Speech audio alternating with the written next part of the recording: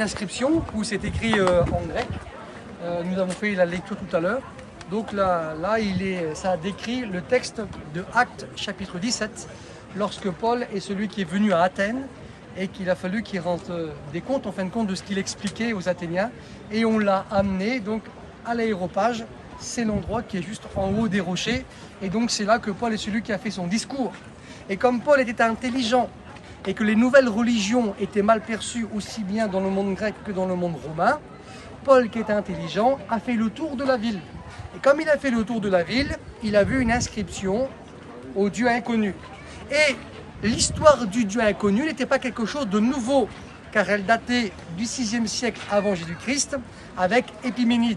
Alors lui, il va expliquer, il va dire, écoutez, c'est pas quelque chose de nouveau que je vous explique, parce que l'histoire remonte à plus de 500 ans avant notre existence. Mais moi, il dit, je vais vous expliquer c'est qui ce Dieu inconnu, et il va expliquer que le Dieu inconnu, c'était Jésus qui est venu, c'est Dieu qui a créé les hommes, et il va annoncer le message de la repentance. Il va dire qu'ils étaient extrêmement religieux, il ne dit pas fanatiques, mais il aurait pu le dire. Mais il dit extrêmement religieux pour ne pas avoir de problème. Parce qu'il est écrit que quand il va voir tous ces temples, tous ces idoles, son esprit s'irrite au-dedans de lui, il se met en colère. Parce qu'il savait que c'était de l'énergie dépensée inutilement, que derrière les idoles, c'était des démons. Et alors lui, il s'irrite. Et il va annoncer le message de l'évangile, et il n'y va pas avec le dos de la cuillère. Parce que ces gens qu'il ne connaît pas depuis longtemps, mais il va leur dire, si vous ne vous repentez pas, vous aurez tous des comptes à rendre devant Dieu.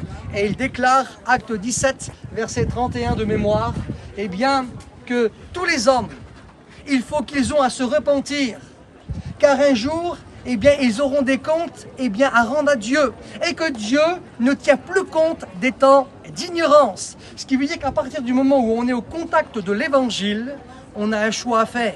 Et il proposait ce choix aux Athéniens de délaisser les idoles pour servir le Dieu vivant et vrai, qui est le Seigneur Jésus, qui a donné sa vie pour chacun d'entre nous, afin qu'on soit sauvés.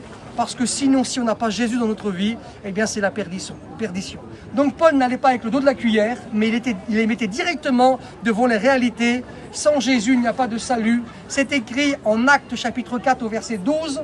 C'est l'apôtre Pierre qui a dit ça aussi aux membres du Sanhédrin, qu'il n'y a pas d'autre nom qui a été donné parmi les hommes sur la terre par lequel nous devions être sauvés que le nom de Jésus. Que Dieu vous bénisse.